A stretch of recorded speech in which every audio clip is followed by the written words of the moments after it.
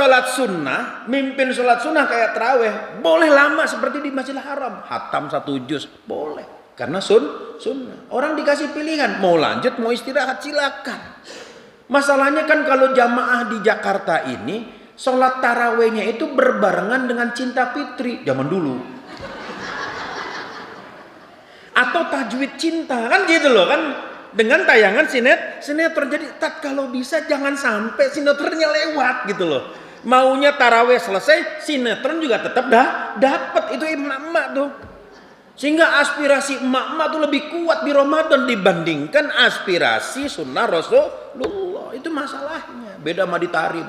Kalau di Tarim di Yaman sholat tarawih 100 rakaat. 100 rakaat sholat tarawih.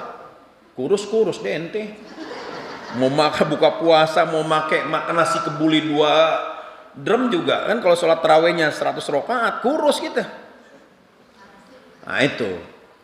Sehingga ketika Sayyidina Mu'adz bin Jabal mimpin sholat terlalu lama, ada jamaah yang udah nggak tahan, keluar dari jamaah, dari barisan, dia sholat sendiri. Ngebutlah ceritanya.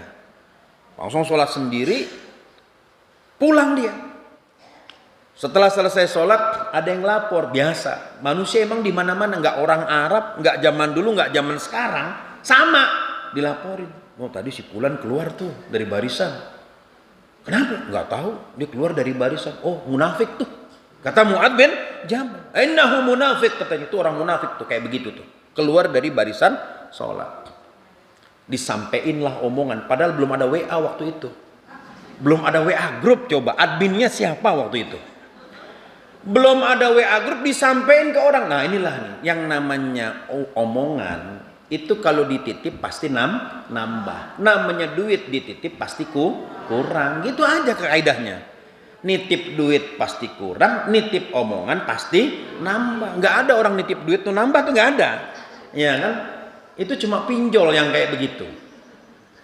Sampailah kepada orang itu, ente dibilang munafik sama Mu'adz.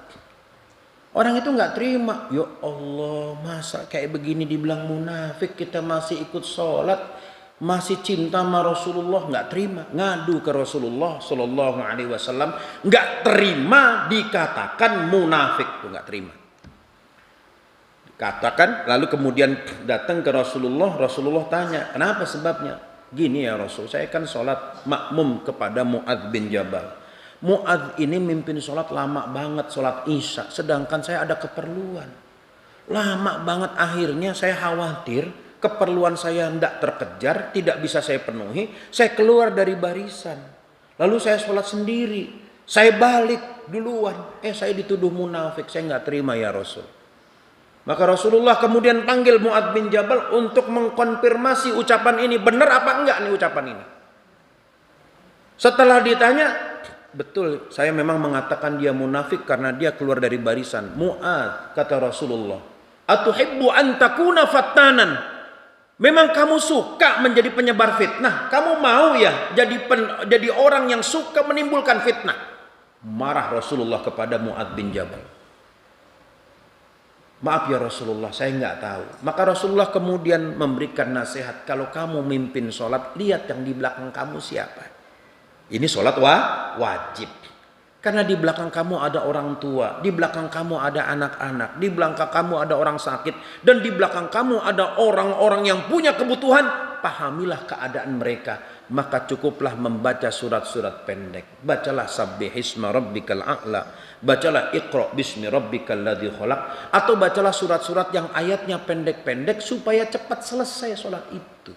Maka Rasulullah itu kalau memimpin sholat wajib, sholat fardu, yang panjang bacaannya itu hanya pada sholat subuh saja. Karena setelah subuh orang Madinah kebanyakan profesinya petani dan pedagang. Mereka baru memulai aktivitas itu di pukul 7 pagi. Sehingga masih ada waktu yang cukup panjang setelah sholat subuh. Mau kemana sih orang buru-buru masih gelap. Tapi kalau di Bogor, di stasiun Bogor, mimpin sholat nggak bisa lama-lama. Kenapa? Jamaahnya nungguin kereta mau jalan. Jangan lama-lama, kerjaannya di kota, kan gitu kan. 6:30 udah sampai, maklum CS, ya kan cleaning service. Aneh kalau telat, dipecat kan ya, Ya kan, akhirnya imamnya nggak bisa lama-lama mimpin sholat, baca ayat yang pendek-pendek. Nah inilah takfir yang pertama terjadi pada masa Rasulullah Shallallahu Alaihi Wasallam.